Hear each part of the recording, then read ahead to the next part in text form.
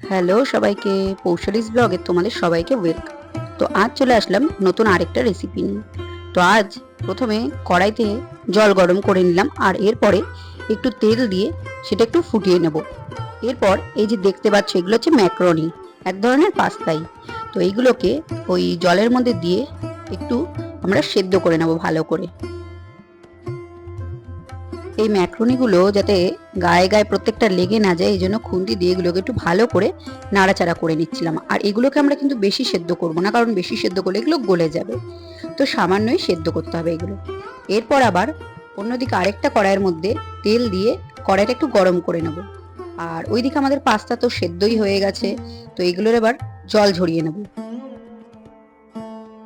জল ঝরিয়ে নেওয়া হয়ে গেলে ওইদিকে আবার গাজরগুলোকে কেটে নিয়ে সেগুলোকে ভালো করে জল দিয়ে ধুয়ে এবার ওই কড়াইতে দিয়ে দেওয়া গরম তেলের মধ্যে ভালোভাবে ফ্রাই করে নেব। আজকে যদি অন্য কোনো সবজি আর সেরকম ছিল না, তাই আজকে গাজর আর পেঁয়াজ দিয়ে আজকে আমরা এই ম্যাক্রোনিটা বানাবো।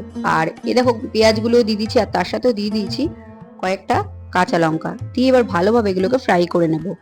এরপর আবার এর মধ্যে দুটো ডিম ফেটিয়ে নিয়ে সেগুলো আমরা এর সাথে ভালোভাবে এবার আরেকবার ফ্রাই করে নেব।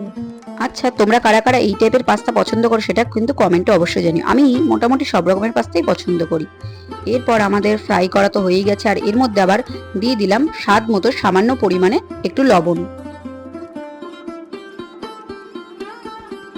আমাদের তো ফ্রাই প্রায় হয়েই এসছে। এবার এর মধ্যে আমরা ওই সেদ্ধ করে নেওয়া জল ঝরিয়ে নেওয়া পাস্তাগুলোকে দিয়ে দেবো। এই পাস্তাগুলো আমরা অল্পই সেদ্ধ করেছিলাম, তাই দেখো কিরকম গায়ে লেগে গেছে। তো তোমরা খুবই কম সেদ্ধ করবে। এরপর একে একে এর মধ্যে দিয়ে দিলাম একটা ছোট প্যাকেট ম্যাগি মশলা, তারপরে দিয়ে দিলাম সামান্য পরিমাণ একটু সয়া সস, আর এরপরে দিয়ে দিলাম একটু টমেটো সস। তো এই তো আজকের আমাদের রেসিপি রেডি। তো এই ছিল আজকের ভিডিওটা তোমাদের কেমন লাগলো সেটা কিন্তু কমেন্টে জানিও অবশ্যই। আর নতুন নতুন রেসিপি পেতে চাইলে সেটাও কিন্তু কমেন্টে জানিও। আর যারা যারা এখন আমার চ্যানেলটা সাবস্ক্রাইব করেন, তারা সাবস্ক্রাইব করে দিও। আজকের মতো টাটা সবাইকে।